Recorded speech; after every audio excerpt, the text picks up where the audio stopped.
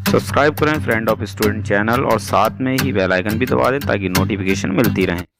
Hello बच्चों, कैसे हो आप सभी। आई होप आप सभी बहुत ही अच्छे होंगे। तो बच्चों, इस वीडियो क्लास में हम मैथ्स की जो न्यू बुक है इसकी प्रश्नावली 8.4 का दूसरा सवाल हल करेंगे। पहला सवाल मैंने आपको पढ़ा दिया है। अगर आपने पहला सवाल नहीं देखा है तो इस सवाल का लिंक मैं इस वीडियो के डिस्क्रिप्शन में दे दूंगा, आप इस सवाल को भी देख सकते हैं। ठीक है, तो चलिए फटाफट से इस वीडियो क्लास को शुरू करते हैं। बस आप लोगों से एक छोटी सी रिक्वेस्ट है, अगर बच्चों आप इस चैनल पर नए हैं तो इस चैनल को सब्सक्राइब जरूर करें। ठीक है, और बच्चों अगर आपको ये सवाल समझ में आ जाए तो इस वीडियो को एक लाइक भी जरूर कर दें। ठीक है, तो चलिए शुरू करते हैं। तो बच्चों दूसरा सवाल है, गुणनफल ज्ञात कीजिए। इस प्रश्न के बच्चों में टोटल 4 भाग दे रखे हैं, यानी 4 पार्ट्स दिए हुए हैं, और बच्चों हर एक भाग में हमें दो दो द्विपदी दिए हैं। इनका हमें गुणनफल ज्ञात करना है। ठीक है, तो स्टार्ट करते हैं फर्स्ट पार्ट से।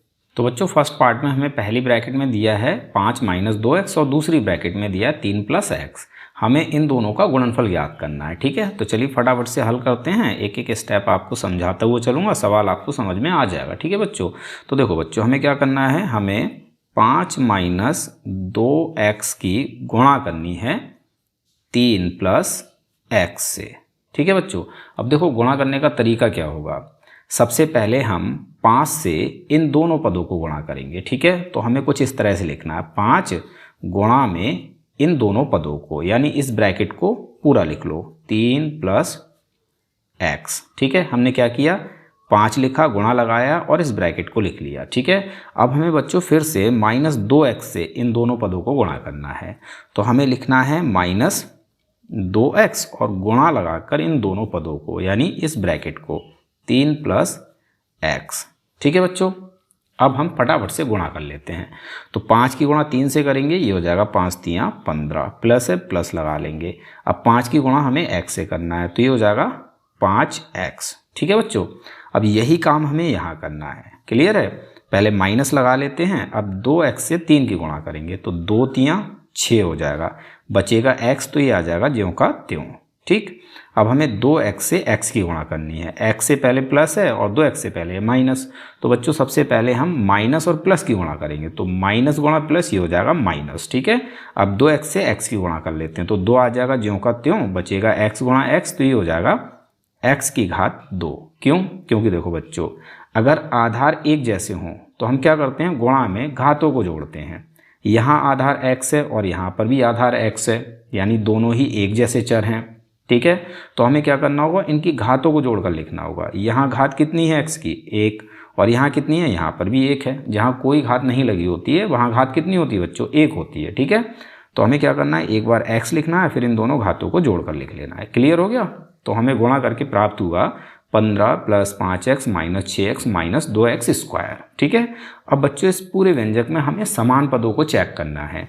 अगर इस पूरे व्यंजक में समान पद हैं तो सबसे पहले हम उनको सॉल्व करेंगे। ठीक है बच्चों, अब बच्चों ये समान पद होते क्या हैं, तो बच्चों देखो ऐसे पद जिसमें एक जैसे चर हों और जिनकी घातें भी एक जैसी हों उन्हें हम कहते हैं समान पद। ठीक है, तो इस पूरे व्यंजक में बच्चों 5x और 6x ये दोनों समान पद हैं। क्यों, क्योंकि दोनों ही x के पद हैं, यहाँ पर भी x है, यहाँ पर भी x है, और दोनों की घातें भी एक जैसी हैं। यहाँ पर भी घात 1 है, यहाँ पर भी घात 1 है, तो ये दोनों हो गए समान पद। ठीक है बच्चों, लेकिन बच्चों 2x², इसमें x है लेकिन यहाँ घात है अलग, तो ये अलग पद हो गया। ठीक है, और 15 में x ही नहीं है तो ये भी अलग पद है, इसे हम कहते हैं अचर पद। ठीक, तो हमें क्या करना है, ये दोनों समान पद हैं, इनको सॉल्व कर लेना है। ठीक है, तो 15 हम ज्यों का त्यों लिखेंगे, 5x प्लस का है और 6x है माइनस का।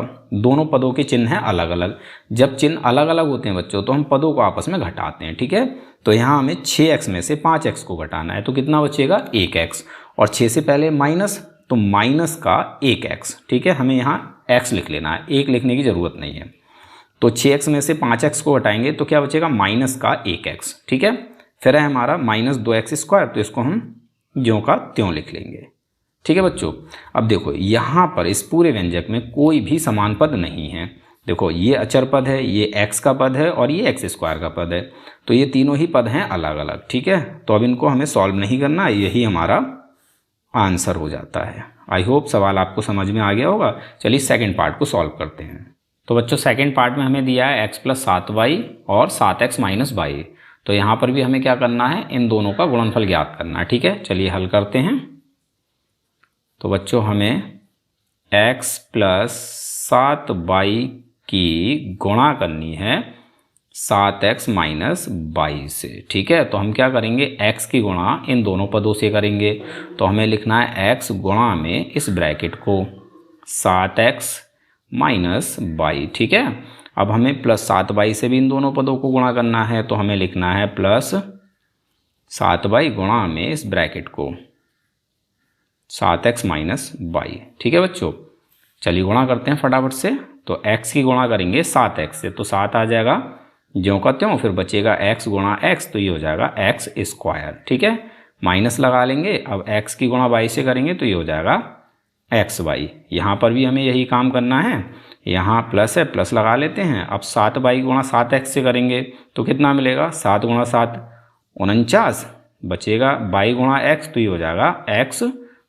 ठीक है, चाहे आप yx लिखो चाहे xy लिखो, बात एक ही है। क्लियर है? ठीक है, अब हमें 7y गुणा y से करना है। तो y से पहले माइनस है और 7y से पहले प्लस है, तो प्लस गुणा माइनस माइनस हो जाएगा।